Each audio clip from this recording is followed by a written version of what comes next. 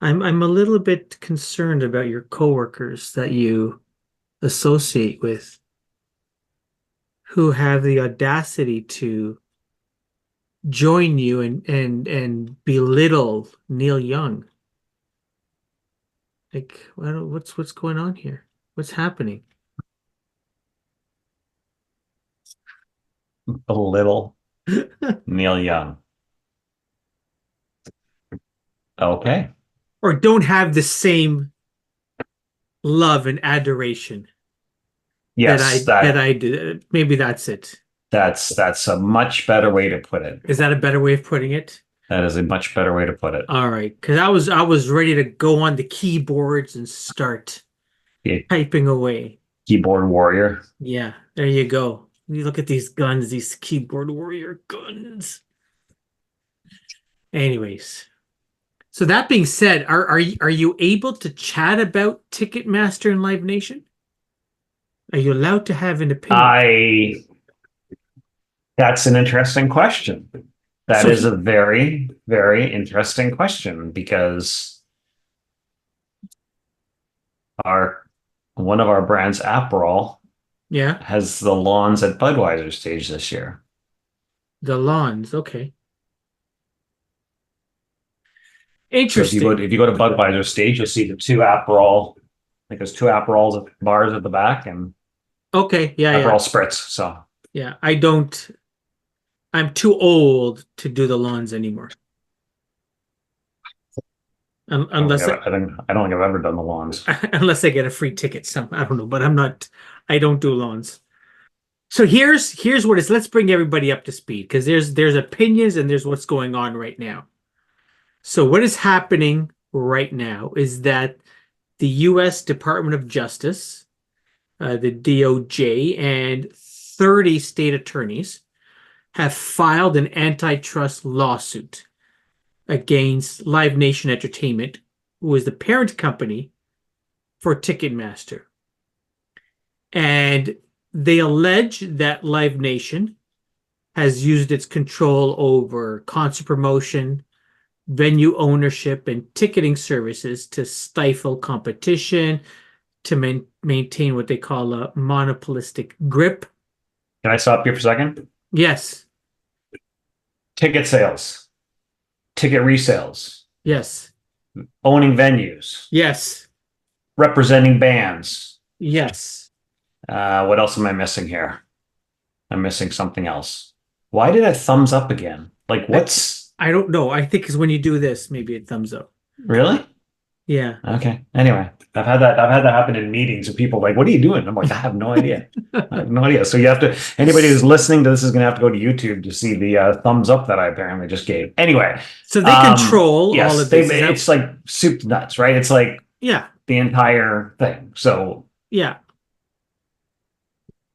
Yeah, and so I think what they want is that they want to force Live Nation to either sell off parts of their business or to change the way they operate to allow competition. Because I think the lawsuit also argues that um, Live Nation and or Ticketmaster will have in their contract that for venues that the venues can only use Ticketmaster, or right. they need to predominantly use Ticketmaster, or they aren't allowed to use anybody else, right? So there's Promoter, Live Nation. Sorry, that's what I missed. sorry, say that again. Promoter, Live Nation. I missed that when I Promoter knew I as well. was Yeah, missing one. they promote as well, right? So they sort of own the whole infrastructure.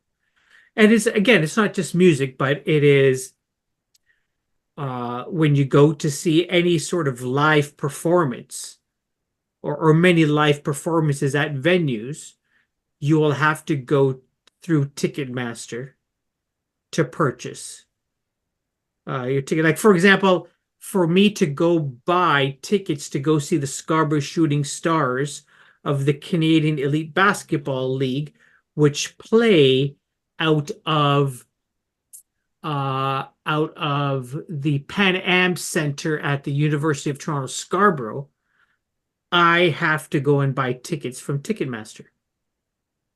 Right? I can't go to, I was going to say there's a website called Universe, but I think Ticketmaster owns them now. I might be wrong, but I can't go to another place to buy. I can't go to UFT Scarborough. I But can't go. you could go back to Ticketmaster to buy resale tickets so that Ticketmaster's taking the fee on the front end, and then when somebody's reselling Fee it, on it's the, taking a fee from the reseller, and then they can take the fee from you who are buying. So that's triple the fees. I mean, some people think that's okay. and there's some people that say, hey, something's happening here. So anyways, I think tickets have become very, very expensive. Very expensive, and Bands are canceling tours right now. Mhm. And Mm. word is because ticket sales aren't necessarily going the way they hoped they would. So, are we starting to see the Yeah, pushback from fans yeah, that ticket prices are yeah. just stupid? Oh, That just yeah, we've reached a level of stupidity yeah. that is, yeah, it's just ridiculous. It's absolutely ridiculous where we're at right now. But we will still, and I say we, like you and I will still go see live music. And Yes, we'll but I'm see. seeing less live music now that I normally would because I'm not Interesting. spending, Yeah, I'll spend upwards of 150 for a band I really want to see, and a lot of bands I'm looking at are in the 2 to 3 range. And it's like, no, I'm just yeah. not going to do it. And that's not resale price. That's just That's the regular. Yeah, that's the regular ticket price. So it'll be very interesting over the summer to see what happens over the rest of the year, to see what happens there. A lot of people are saying awesome. A lot of people are wondering, okay, is this there's an election down in the States. Could this be that? Um, this is a fundamental thing that has been bubbling for a long time. I do not believe. I mean, it could be triggered now because it could be an mhm. election win or Yeah, an election win, if you will. yeah. But this is Mm. much like the investigations into AWS or Amazon, sorry, who owns AWS and Microsoft and Meta and others right now. I mean, we can look historically to, Bell and the baby bells Yeah, that were forced out of that move many, many years ago. Most of our listeners probably aren't even old enough to know that example. So I just yeah. aged myself. Yes. So that being said, Greg, it will be interesting to see what happens. Yes. But we are also recording our last show of the school year because that's how we organize this podcast around the school year, right? You've got a partner that is in the school system. I have a son that is still in school, and so when school is out, there's other things going on. So Cue we're the gonna Alice Cooper. do the Alice Cooper. Cue. Cue the Alice Cooper. Yeah, school's out for summer. I can't hit those notes, but yes. Last time you butchered Raindrops You Fall on My Head and Rain, Sunshine on My Shoulder, and sunshine. Yeah. So we uh, won't go there. so that's But fine. that being said, Greg, Yes. summer shows, summer concerts. There are probably shows that you will see that you haven't planned yet, but who's coming up, whether it's the summer or for the rest of the year? Well, in a few weeks, month and a bit, is going to be Born and Raised Festival in St. Catharines, which is the one Uh-huh. night is Alexis on Fire and a bunch of bands Mm-hmm. like Ecstasy and others, and then the other night is City and Color, Yeah. and then a bunch of bands. I think My Metrics on that venue or on that show, and a few others. Metric. Okay. Beaches in August Oh, where are you seeing at them? Budweiser. Good for you. And then it could be into next season, but have Frank Turner which I'm really excited about. Saw Frank Turner with the Interrupters. I've never seen him before. Yeah. Absolutely blew my mind. That dude is punk rock AF. And that's how I didn't swear. So, see what I did there? And yeah, he's doing, I think, 4 nights at the Great Canadian Casino, the new one out at Woodbine Racetrack. Yeah. Up in Venue out there. Etobicoke. That's north of Yeah, Etobicoke, I out think, by the right? airport. Yep. Yeah. And so I think All he's doing right. 4 nights. So he's doing like one night of the hits, one night of the new album, and then the night I'm seeing is an acoustic night with Okay. opening. Martha Wainwright's opening at the first set, Oh, and then I don't know if it's before Martha or after, but yeah. Henry Rollins is doing a set of spoken word. The Oh one you're yeah. going to? Oh yeah. Oh yeah. Yeah. Look at that. That is Yeah. awesome. Yep. That How about is you? great. So I'm going to see Neil Young and Crazy Horse again on my own. I don't think I've ever been to a concert by myself. But I am going to see Neil Young with Crazy Horse, which last week, Monday, Holiday Monday was the best concert I've been to. It was just four dudes just jamming. There was no videos, there was no fancy lighting. There was just the four of them with a big horse, galloping horse above them, and just playing. It was the most high-techy part of it was a organ coming down from the ceiling. That Micah Nelson played, Willie Nelson's son, Okay. and then went back up, but it was just phenomenal, just That's cool. phenomenal. So I'm gonna go see them again. I'm sure I'm gonna go see some shows at the CNE Band Shell this summer. But Minaz wanted to see a couple of acts, so I got us tickets to see Shaggy. See? Oh, look Thumb went up. at See? you. Look at you. Went to see Shaggy at For those that are listening and not watching on YouTube, the thumb went up. the thumbs up just went on for Kareem. Anyway, go ahead. It's fine. So Shaggy is playing at York University at the at that stadium where they host the tennis tournaments. And we're gonna go see Sting at Massey Hall. And he just went on tour, just started this tour, and he plays a lot of his early hits as well as a lot of Police stuff. And it's a three-piece outfit, so that Nice. should be so she'll really enjoy that. So that's Very nice. that's what we have in store. So Very nice. Greg, Well, have a wonderful summer. you too. I'm not going to see them, but it'd be great to see them again. But yeah, have a great To see summer. who? You said you too.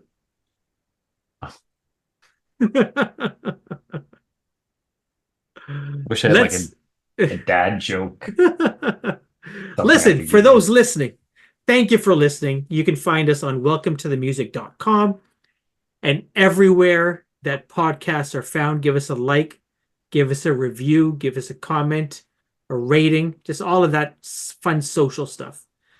Let's get to our guest, Shawn William Clarke.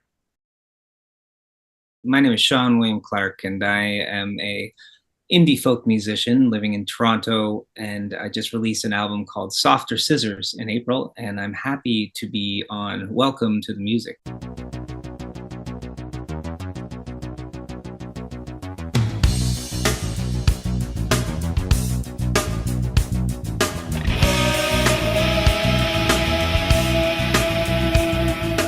Welcome, Shawn. It's a pleasure to have you on board, have you on the show with us. Doing a bit of digging at the risk of sounding kind of creepy. Was on Facebook, noticed some of our mutual friends, and one of them is former guest of the show and very close friend of mine and a close friend of the show, Steve Davis from Before the Flood and Orphan George, and he mentioned that you guys have shared the stage a few times. Right. He also mentioned that you share I believe, if I'm not mistaken, you share a birthday that just happened just a couple of days ago Mhm. with some sort of smallish musician that I saw at Massey Hall. With Robert Zimmerman. Yeah, yeah. Yeah, May 24th. Yeah, Bob Dylan and Archie Shepp also, saxophone player Archie Shepp. Uh, it's a few good birthdays on that one for musicians. Excellent. Well, happy birthday from Happy us. birthday. Happy birthday. Absolutely.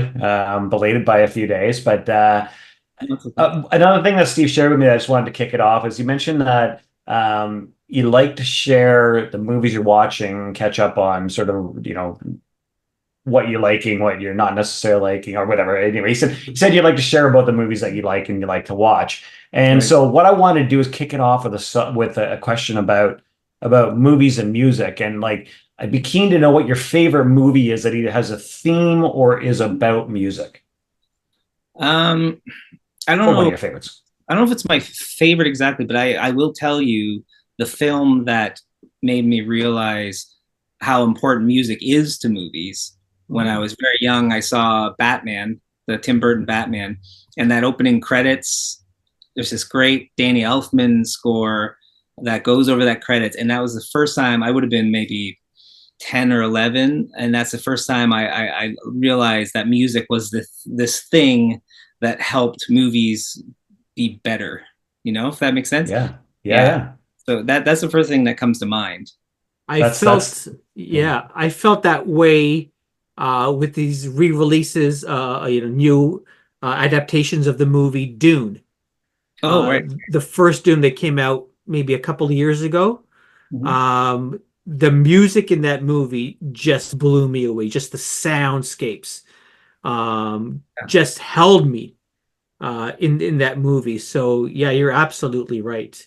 Yeah, do you know who did the score for those movies? I actually haven't seen the Dune movies. I must say, which I want to say it's one of those famous Dune mm, music composer.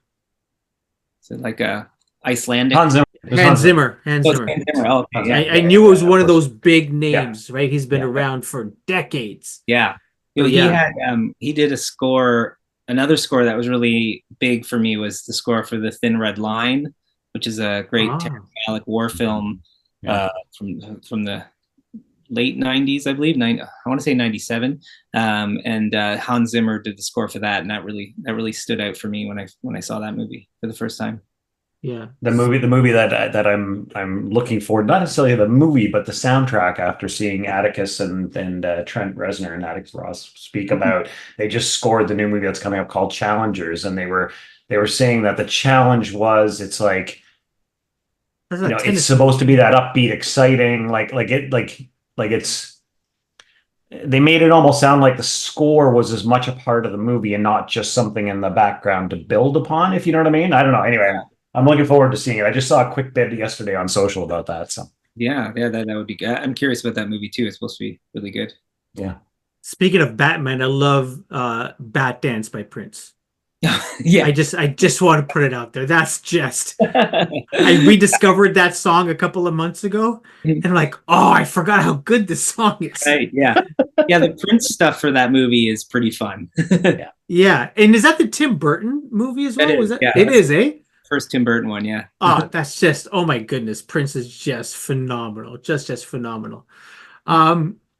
Shawn, quick, the question I had for you is, what were your influences um, in getting into music and being a performer, and more specifically, folk music? Mm. Well, so that would be, there was acoustic music in sort of rock and roll was kind of a big Yeah. draw into that world. So I think of like Led Zeppelin 3 was a big album for that. Like there's some really great acoustic led songs and a lot of open tunings. Some of them that were stolen straight from Bert Jantz, and but that was pretty big. I also was listening to Radiohead, and I was sort of into Dave Matthews Band in my teen years, and Okay.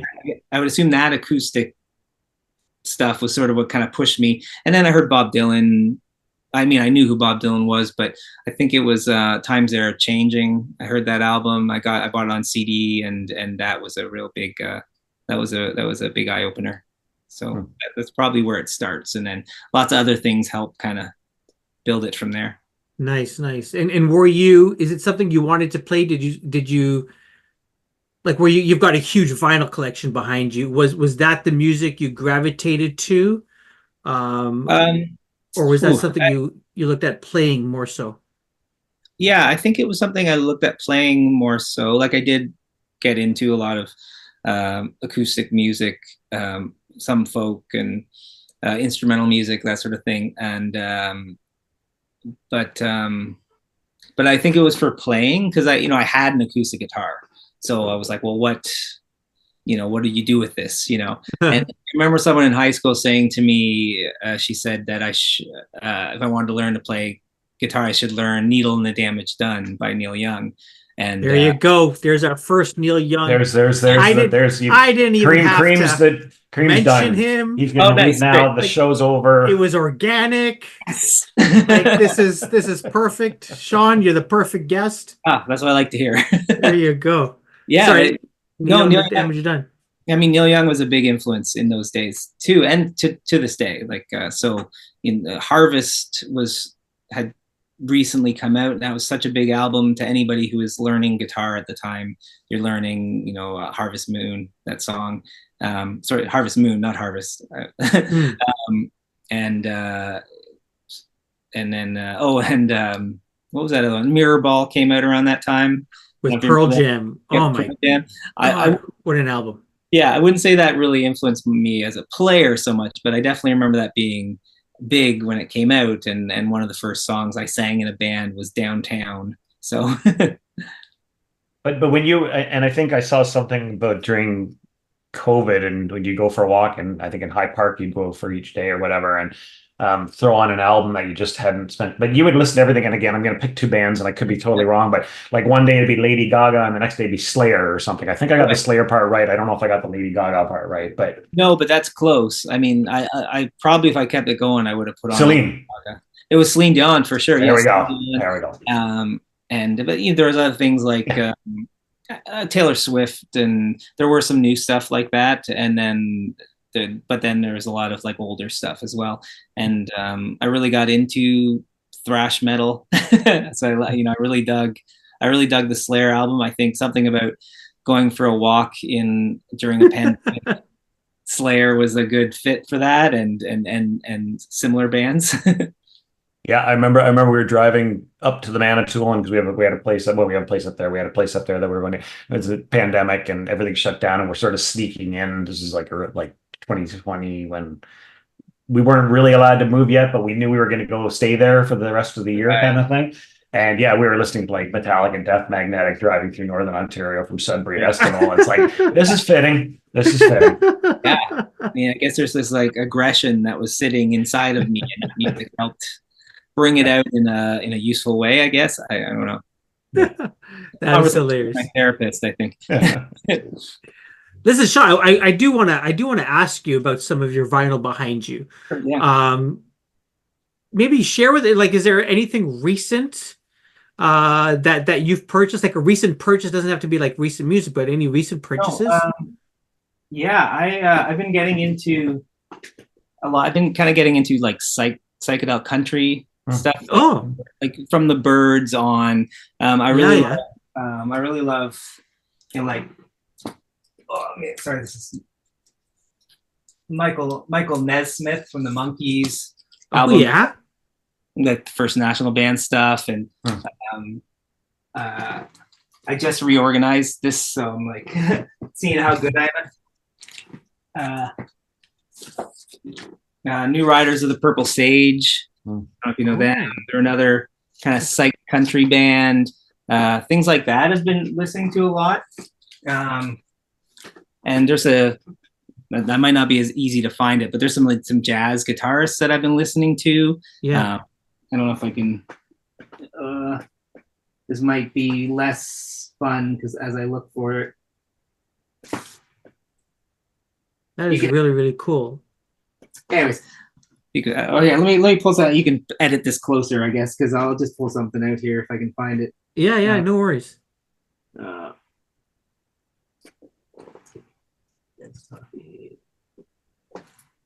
yeah. So like Larry Cordial, I don't know if you know that guitarist. No, Spaces. That's a funky cover. Yeah, great. That cover great. And this album is great too, because it's if you want like good like early fusion, it's John McLaughlin and Chick Corea and Billy Cobham, and so but his guitar playing is great. He's got some really good I mean, the jazz obviously is great, but some of his early stuff has a lot of this kind of like rock crossover stuff that's really interesting. Kind of almost like Hendrix if he was jazzier, and yeah. So cool. Those things, I guess. Nice. That's cool. I'm just trying to look it up. I think I saw Chick Corea play with, didn't he play a Bowie's band for Sound and Vision tour? Anyway, it doesn't matter. Oh, he might have. I think so, but I'm sure I saw him at one point. But anyway, so speaking of music, okay, so this song for me didn't mean a lot until I heard the band Travis cover it, and when Travis covered "Hit Me, Baby, One More Time," I just fell in love with the song, and I understand that we share a guilty pleasure in terms of the artist. You, are a big fan of Britney's. I love that. I've always loved that song, "Toxic." Yeah, I think that's what you're referring to. Yeah, absolutely. So why? And then one of the questions I'd love to ask that we asked Andy Kim when we had him on a couple of weeks back is like, what makes a great pop song? Well, so to your first question, why I love that song, "Toxic," I just think it's so weird. Like, I think it's a very, very weird hit single. To think that was like, it was a hit, and it's got these weird melodic lines from their samples. I'm not too sure what from, like guitar and like a string, like it sounds to me like maybe Indian string section, and it's just wacky. So that's probably what drew me to that song. And what makes a good pop song? That's a much tougher question. I listen to a lot of power pop from so Andy Kim, he wrote, I think, possibly one of the best power pop songs of all time. I asked him. In Sugar Sugar. And what makes that song great is it's like, it's so quick, it's to the point, right? It's like it opens with the chorus. You're getting right away. It's not a long song. It's got a quick story. It's and the melody is fantastic, and I think that's a good example of a great pop song. So a great melody is really key, and there's some instrumentation that'll draw me to a song maybe more than others, and then there's that thing I just can't quite get that's in a good song that I like not knowing. Fair enough. So an album name of Softer Scissors, that's your recent release available now. Sort of paints there's a dichotomy in that, Softer Scissors, in that name. Talk to us about that decision, or the decision going into naming your album that, and then I want to also ask you about afterwards about Tall Trees. Sure. So the Softer Scissors came from, I don't know if it's an auditory hallucination or something, but I don't know what you call it when you hear something backwards and then you hear words in it. It was one of those things. So a lot of what we did for this album, I got this 8-track cassette recorder from my partner's uncle. He had it sitting in a closet for 20 years, and he graciously gifted it to me. And so we recorded all our drums through it, and I think the drums sound amazing because of that. And I did record one of the songs mostly through that, the song called Franny Stairs. But anyways, what I learned while I was playing with it was that, like, you've got 8 tracks. So the first 4 tracks I'm recording on, and then I realized I'm getting signal on the last 4 tracks. And when I turned it up, what I'm getting is the other side of the tape backwards, right? So it's been flipped, right? So it's like it's up backwards on the other 4 tracks, if that makes sense. So with that, I heard, and you'll hear it on the album. Actually, there's a part, that section I kept in, where it sounds like I'm saying "softer scissors" in the track. Ah, And I just thought, and when I heard "softer scissors," I thought that's a really interesting phrase, because it like evokes, I think, a lot of things without actually being something. fair enough. Yeah. I think it's like, you could look at it as like maybe a sly way to treat yourself better or something. Or I don't know. I think it's nice that it's open ended. Yeah, especially like you recorded, correct me if I'm wrong, but you wrote a lot of this during the pandemic or just after, so at a time when people sort of took stock of themselves and their lot in life and their place and what they were doing. And there is this a mental health crisis, so people sort of taking a harder look at themselves maybe. And maybe we need to be a little bit kinder to others, but also to ourselves. Yeah, I think it's very true. Yeah. Hopefully we learned a little bit of that. Yes, fingers crossed. So. Fingers crossed. Talk to us about your was it your first single, Tall Trees? That was the first single, yeah. Yeah, talk to us about that song. You talk a lot about, or I guess the inspiration was, I think, not in any order, but one, you're babysitting a cat named Eugene. Yeah. Which is an interesting name for a cat, but that's another story. But also some of your Métis heritage is also a bit of your inspiration there. Wonder if you could talk a little bit about those and the song itself. Yeah, I think that song, I was working on it while I was up on my neighbor's balcony upstairs. We kind of look after each other's cats, or we were doing a lot of that then. And Eugene, who's a really wonderful cat, lives upstairs. And so I was on their balcony and writing, and yeah, I was trying to write and having troubles writing songs and being interrupted by things around the city and thoughts that were going on in my head about what was happening. So yeah, concerns about family members, whether this was during COVID, so how were they gonna get vaccinated? How are they gonna be? Were they gonna be healthy? And then at the same time, my mother had gone through this lengthy process of getting into the Métis Nation of Ontario, and then from her, I was able to join, and the rest of my siblings and family were able to join, and so which opens up a lot of thoughts about people who I knew, people who I didn't know, a lot of family who I never got to meet, and what their journey was like. And so all that stuff kind of came together to make Tall Trees, which I think is, what I like about the song so much is that I can point out those things, but there's things about it I'm still trying to figure out, which I think is a fun and interesting place to be in as a songwriter. Nice. Shawn, I'm wondering if you'd like to play a song, whether from the album or something else. No, sure, that'd be great. Here is Shawn William Clarke with Tall Trees off of his recent album, Softer Scissors.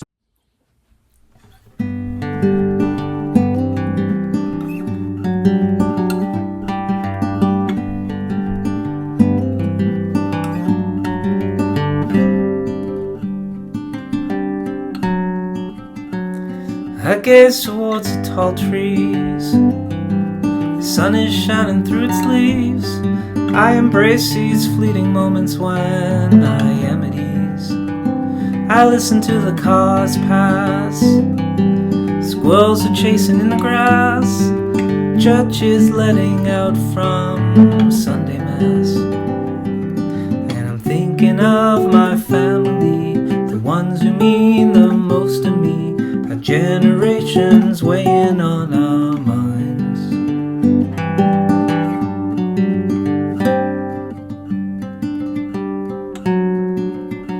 Interrupted by a blue jay, I watch until he flies away to chase a group of sparrows from its hideaway.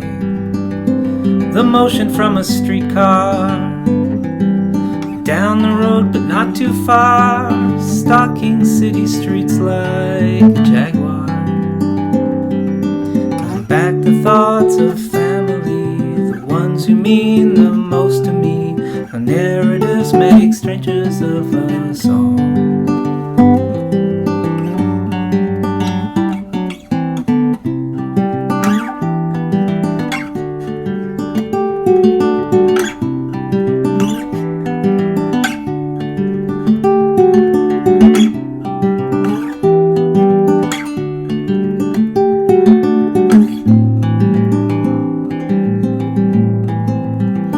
I feel my eyes grow heavy, a sudden bout of lethargy. I let my tired body get the best of me. And then I'm in a large hall, a place I'd been in Montreal. I see more familiar faces than I can recall. I dream of friends and family, the ones who meant the most to me, the ones who made it to the other side.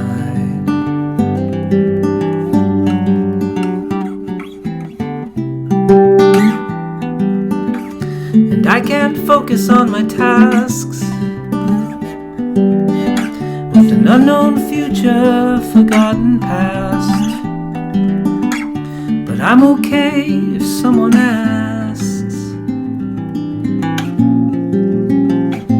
I gaze towards the tall trees, shaking off the summer leaves as heavy wooden fingers wrap around me.